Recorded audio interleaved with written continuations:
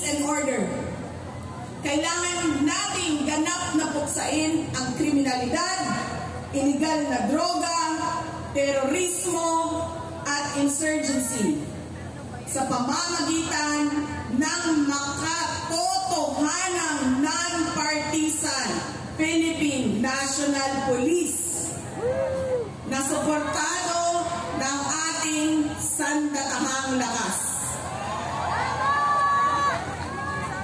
Kinahanglan undahon nato ang batasan sa pagpili sa mga kandidato na gikan sa political dynasty. Kining mga sikat na apelido nga magsayaw-sayaw ra o magkanta sa atubangan.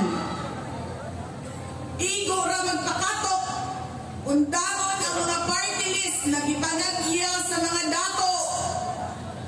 Undahon ang mali na pagpili sa atong mga opisyales. Undahon ang budol o pagpamakak.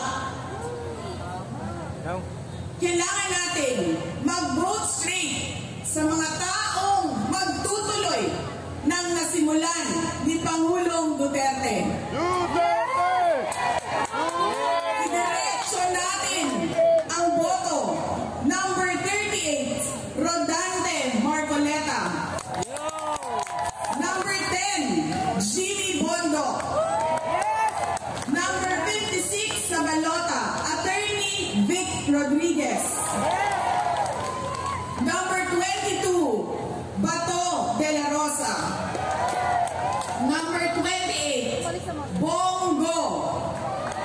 Number 53, Apollo Kibuloy.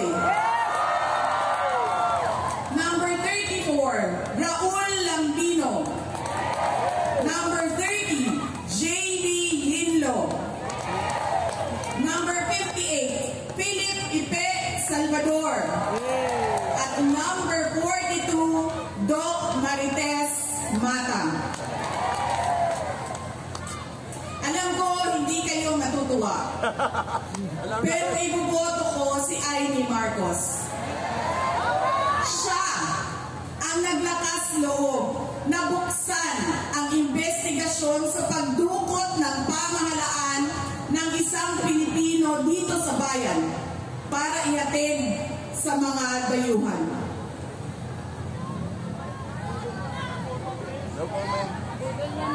Ibuboto ko rin si Camille Villar dahil sa kanyang karanasan bilang mambabatas sa House of Representatives na makakatulong sa isang tunay na pagbabago sa Senado.